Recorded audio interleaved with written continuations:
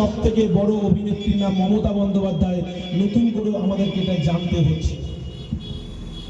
কারণ আমরা কি দেখলাম 2011 সালের আগে মমতা বন্দ্যোপাধ্যায় হিজাব পরে আপনারা দেখবেন মাঝে মধ্যে মসজিদেও চলে যেতে। আমরা কি দেখলাম যে যখন রোজা বন্দ্যোপাধ্যায় সারাদিন গান্ডে পিণ্ডে গিলে, ববি হাকিম, আপনার ওই জল শোভন চট্টোপাধ্যায় এদেরকে নিয়ে পাক সার্কাস ময়দানে চলে যেতে গিয়ে একটা কানের পাশ দিয়ে একটা কাপড় জড়িয়ে হিজাব করে তিনি ওখানে যখন ইনশাআল্লাহ সুবহানাল্লাহ করতেন, এই বাংলার মুসলমান ভেবেছিল যে মমতা বন্দ্যোপাধ্যায়ের মতো আর কেউ আমাদের মতো অভিভাবক হতে পারে না। তিনি আমাদের এই বাংলার সংখ্যালঘু মুসলমানদের অভিভাবিকা ভাবতে শুরু করেছেন। 11 সালের পর থেকে বামপন্থীদেরকে সংখ্যালঘু মুসলমানরা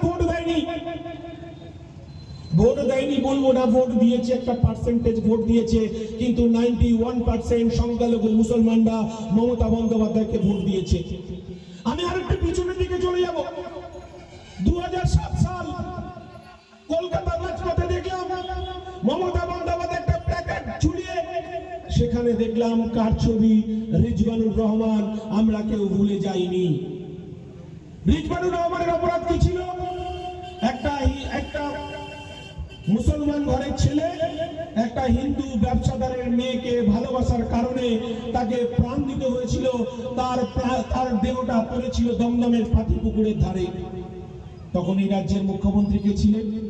এই রাজ্যের মুখ্যমন্ত্রী ছিলেন বুদ্ধদেব ভট্টাচার্য। এই রাজ্যের পুলিশ মন্ত্রী কে ছিলেন? বুদ্ধদেব ভট্টাচার্য। সেদিনকে মমতা বন্দ্যোপাধ্যায় দিল্লিতে অটল বিহারী বাজপেয়ীর সঙ্গে সংসার করছে। দিল্লিতে কোনো একটা মন্ত্রী ছিলেন, তিনি কখনো রেল মন্ত্রী, কখনো কয়লা দপ্তরের মন্ত্রী, কখনো দপ্তরবিহীন মন্ত্রী, কখনো রেলের চেয়ারপারসন, বিজেপির সঙ্গে সংসার করেছেন। আমরা কি দেখলাম? মমতা বন্দ্যোপাধ্যায় একদিকে রিজওয়ানুর মা, একদিকে রিজওয়ানুর রহমানের দাদা রূপবানুর রহমানকে কলকাতার রাজপথে তখন হাজার হাজার মানুষ, সংখ্যালঘু মানুষ মোমবাতি নিয়ে বুদ্ধিজীবীরা মিছিল করছে, বুদ্ধবাবুর পদত্যাগ চাই, পুলিশ মন্ত্রীর পদত্যাগ চাই। সেদিন এই বাংলার মুসলমান সম্প্রদায় ভেবেছিল মমতা বন্দ্যোপাধ্যায় ঠিক করছে। হ্যাঁ, তিনি ঠিক করেছিলেন। তো একটা নিরপরাধ যুবককে প্রাণ দিতে হয়েছিল, সেদিন বুদ্ধদেব ভট্টাচার্যের পদত্যাগ দাবি করেছিল মমতা বন্দ্যোপাধ্যায়। এটা কোনো অপরাধ ছিল না, একজন বিরোধী দল হিসেবে মমতা বন্দ্যোপাধ্যায় ঠিক করেছিলেন।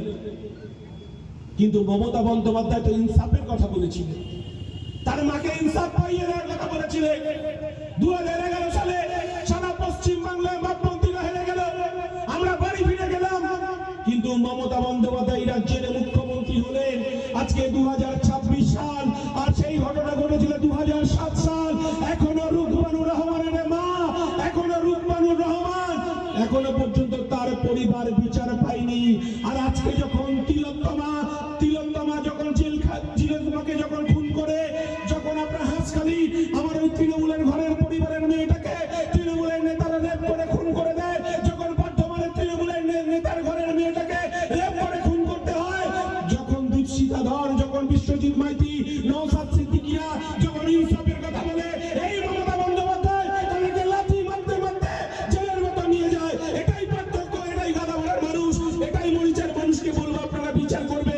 আপনারা 29 তারিখে কাকে ভোট দেবেন, এটাই আপনাদেরকে বিচার করতে বলছি। বিচার সম্পূর্ণ আপনাদের। আমরা কি জানি? বামপন্থীরা দুর্বল হয়েছে। পার্লামেন্টে পশ্চিমবঙ্গ থেকে আমাদের একটাও সাংসদ নেই এই মুহূর্তে। কিন্তু আমরা কি দেখছি? যারা মুসলমান সম্প্রদায়ের মানুষ আছে, মমতা বন্দ্যোপাধ্যায় তিনি হিজাব পরে, বোরখা পরে তিনি কি বলছেন? মুসলমানদের তিনি বলছেন দুধের গাই। তিনি ভেবেছেন তার সাইড ব্যাগে হয়তো মুসলমানদের পুড়ে ফেলেছে।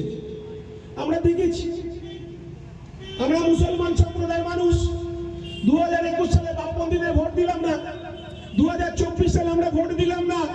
কেন ভোট দিলাম না? বিজেপিকে রুখতে হবে। অতএব বিজেপিকে রুখতে গেলে তৃণমূলকেই ভোট দিতে হবে।